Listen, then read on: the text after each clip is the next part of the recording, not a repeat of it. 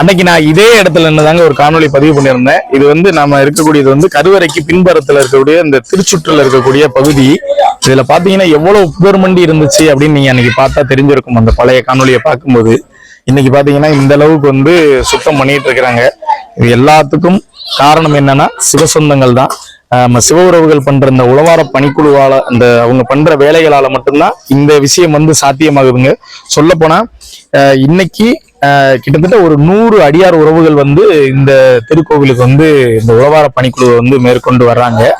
ரொம்பவும் சந்தோஷமா இருக்குதுங்க. நாம வந்து அன்னைக்கே காணொலியில சொல்லியிருந்தோம், அன்னம்பாளிப்பு வந்து நம்ம பண்றோம் அப்படின்னு சொல்லியிருந்தோம். அதுக்கு உதவி கேட்டிருந்தோம். நீங்க செய்த உதவிகளால இன்னைக்கு பாத்தீங்கன்னா நம்ம ஒரு திருமணத்துக்கு எப்படி சாப்பாடு போடுவோமோ அந்த அளவுக்கு நம்மளுடைய அடியார் உறவுகளுக்கு நம்ம வந்து அன்னம் கொடுக்கக்கூடிய வாய்ப்பை வந்து இறைவன் வந்து நமக்கு ஏற்படுத்தி கொடுத்திருக்காரு.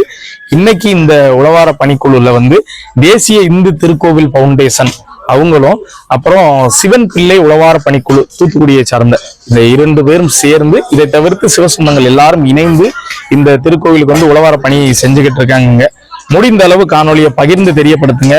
அவங்கள வாழ்த்தணும் அப்படின்னா கமெண்ட்ல ஒரு வாழ்த்து கொடுங்க. ஏன்னா கிட்டத்தட்ட ஒரு 1.5 வருடத்துக்கு முன்னாடி உழவார பணி நடந்த இடம் இது.